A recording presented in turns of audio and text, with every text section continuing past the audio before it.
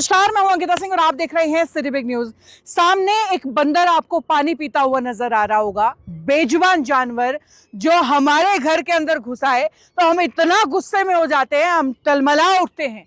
लेकिन हम यानी इंसान, धरती का सबसे निर्दयी जानवर, वो भी तो लगातार इनके घर के अंदर घुसा चला आ रहा है। और इसका एक ताजा उदाहरण है हिसार का ये बड़ा सा जंगल देख लीजिए, जिसमें हजारों की तादाद में बंदर रहते हैं। इसे काटने का शाही फरमान जारी कर दिया गया है। 8 एकड़ के अंदर बसा ये जंगल, जो अपने अंदर न जाने कितने बंदर, कितनी नीलगाय, कितने पक्षी, कितने जानवर समेटा हुआ है, उसे अब काटने का फरमान दे दिया गया है। इंसान अब इनके घर के अंदर घुस करके इनका घर उजाड़ेगा, कितने पक्षियों का घोंसला उजाड़ेगा, कितने बंदरों का, कितने पक्षियों का रहना सहना बसेरा सब उजड़ बसड़ कर देगा।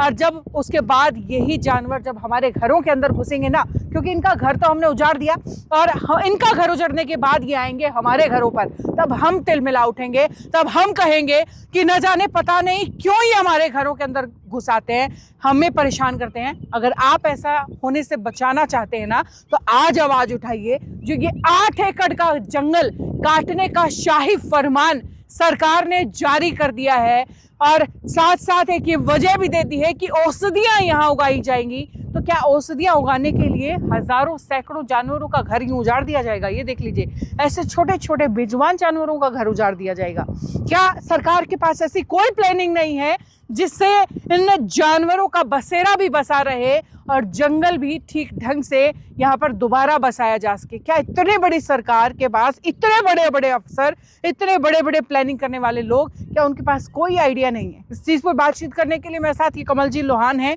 इनसे चलिए बातचीत करते हैं। सर, क्या लगता है ये हरे भरे जंगल जिन्हें उगने में सालों साल लगे हैं, अब ये कहते हैं इन्हें काट देंगे, हरियाली दोबारा लाएंगे, लेकिन औषधियों के साथ लाएंगे। अब ये बताइए, अगर हरियाली दोबारा लाएंगे, औषधियां उगाएंगे, तो ये बेजुबान जानवर कहाँ जाएंगे? बहुत बड़ी बात बोली आपने अंकिता जी। देखिए, दो बातें हैं कि पहली बात तो आप हिसार में रहते हो, कितने टाइम से हिसार के अंदर हुआ? कई सालों से। कुछ है घूमने लायक हिसार के अंदर? कुछ बड़ी चीज है जहाँ पर आप फैमिली के साथ में जाकर टाइम स्पेंड कर सके, कुछ यूनिक कुछ मिले? कुछ खास नहीं है। देखने को नाम पर एक ये ब्लूबर्ड झील थी अपने पास जी, और अब इसका हाल देख लीजिए। कभी बड़ी रौनक यहाँ पर हुआ करती थी, आज बिल्कुल सुनसान यहाँ पर पड़ा हुआ है।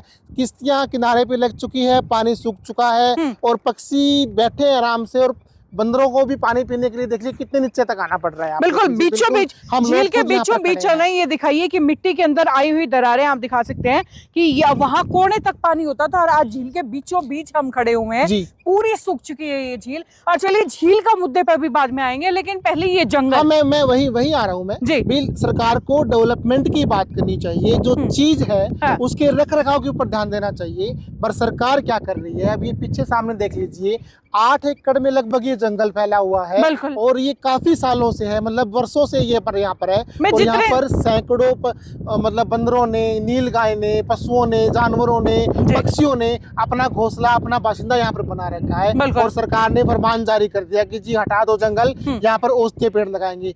एटलीस्ट ये तो कम से कम देखना चाहिए, नया प्रोजेक्ट आप लेकर आ रहे हो, पर यहाँ पर जो हजारों की संख्या में पशु पक्षी है, कम से कम पहले उसकी व्यवस्था तो करनी चाहिए ना। अगर आज के टाइम पे इस जंगल को उजाड़ दिया तो ये लोग कहाँ जाएंगे? सड़क पर जाएंगे जहाँ पर एक्सीडेंट होंगे, शहर के अंदर जाएंगे जहाँ पर लोग परेशान होंगे, लोग बड़े बड़े ठेके, नगर निगम फिर इन्हीं बंदरों को पकड़ने के लिए बड़े बड़े ठेकेदारों को ठेके देंगे, और पैसा किसका लगेगा? आम जनता का। और जो नुकसान होगा वो किसका होगा? आम जनता का। और सिर्फ एक शाही फरमान, और सिर्फ इतना ही नहीं, सिर्फ पैसे का नुकसान होता तो शायद भुगत लेते। पहले तो ये बेजुबान जानवर, इनके लिए हम ही आवाज उठा सकते हैं क्योंकि ये बेजुबान। बिल्कुल सही बात। पहली दूसरी चीज, जब ये इनका ये आशियाना उजड़ेगा ना, जब इनके घर उजड़ेंगे, ये हमारे घरों के अंदर घुसेंगे, हमारे बंदरों को काटेंगे, हमारे बच्चों को काटेंगे ये बंदर। ये नील गायें हमारी सड़कों पर उतरेंगी, और रोजाना आप जो सुनते हैं ना कि आज फलाने रोड पर गाय के सामने आने से मौत हो गई, आज धमकाने रोड पर सामने आने से किसी पक्षी के, पशु के, किसी फलाने व्यक्ति की मौत हो गई। दिन में सैकड़ों मौतें ऐसी हुआ करेंगी, क्योंकि इसके अंदर जो बसी हुई हजारों नीलगाय हैं वो सड़कों पर होंगे। चलिए सड़कों पर एक मुकद नहीं होंगी तो वो खेतों के अंदर जाएंगे, आसपास के कितने गांव के किसान उजड़ जाएंगे, सिर्फ इस जंगल के काटे जाने से।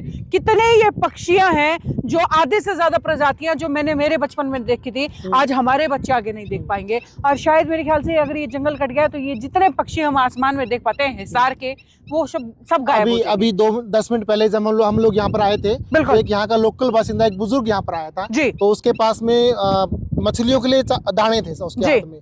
तो यहाँ पर आया, उसने देखा कि मछली यहाँ पर मरी पड़ी है, मछली यहाँ पर है नहीं, वो बिना दाना पानी लिए ही वापस वहाँ पर चला गया। क्योंकि इतनी मछलियां थी यहाँ पर, इतने पक्षी है जो दूर बैठे हैं, तो किसके लिए लेकर आए वो बंदा? वो बोला कि मैं 3 महीने पहले आया था यहाँ पर, तब भी हाल ये था, आज आया हूँ तो हाल और बद से बदतर हो गए हैं। तो सरकार बिल्कुल भी इस ओर ध्यान नहीं दे रही है। और ऊपर से जो हरी भरी हरियाली आप दिख रहे हैं 8 किले के अंदर, इसको भी उजाड़ने का फरमान यहाँ पर सरकार ने। और कमाल की बात सर ये देखिए, कहते हैं कि जी ये झाड़ियां हैं, इन झाड़ियों को काट करके औषधीय पेड़ लगाएंगे। चलिए मान के चलिए आप कुछ अच्छा कह रहे हैं, औषधीय पेड़ लगाएंगे, इसको 33% के हिस्से में भी काटा जा सकता है। चलिए 33% में आप अच्छा उगा दीजिए, उसके बाद अगला हिस्सा उठाइए, ताकि जो बेजुबान जानवर यहाँ पर रह रहे हैं, जो छोटे छोटे बंदर अपने छोटे छोटे बच्चों को, जो एक हाथ के बच्चे हैं, उनको लेकर के बैठे हुए, उन्हें बाहर ना भागना पड़े, उन्हें शहर में ना घुसना पड़े, उनको भी सड़कों पर ना दौड़ना पड़े, वो आराम से अपने जंगल के अंदर रहे। आपको औषधीय गुणों के पौधे चाहिए, वो भी होंगे, जानवरों का घर भी नहीं छिनेगा। अगर सरकार के प्लान से, सरकार के पास समय होता है, वो आगे मास्टर प्लानिंग कर सकते हैं। जब मुझे से आम इंसान के अंदर इतनी जानकारी, इतनी समझ है कि भाई आप इसको हिस्सों में उगाइए, तो लॉजिक भी बनता है। अगर आप 8 एकड़ को उजाड़ रहे हो, बिल्कुल, तो इसके अंदर जो लोगों ने अपना बासिंदा, अपना घर यहाँ पर बना रखा है, उनका भी सोचो। कम से कम एटलीस्ट आप पार्ट कर कीजिए कि कम से कम एटलीस्ट वो एक जगह सेफ रहे।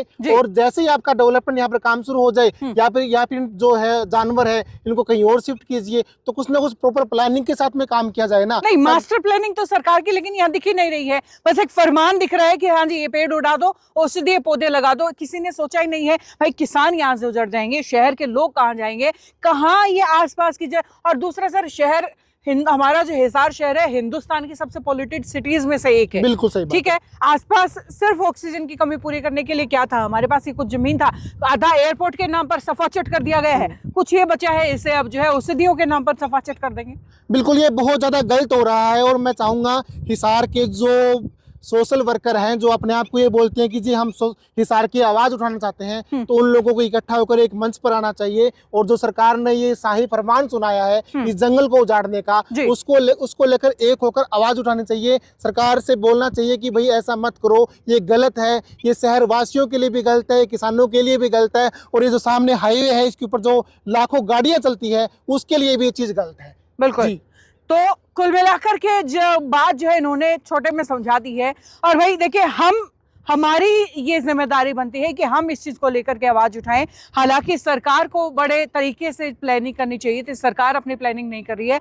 हमें उस के अंदर योगदान देना चाहिए, हमें बताना चाहिए, क्योंकि हम जब तक जागरूक होके बोलेंगे नहीं, हम आवाज उठाएंगे नहीं, तब तक आवाज कोई सुनेगा भी नहीं। आवाज सुनाने के लिए आवाज उठानी जरूरी है। और ये एक आवाज से काम नहीं बनने वाला है, ये सबकी आवाजें मिलकर जब उठेंगी ना, तब सुनी जाएंगी, तब गूंजेंगी और लोगों तक जाएंगी और सरकार तक जाएंगी।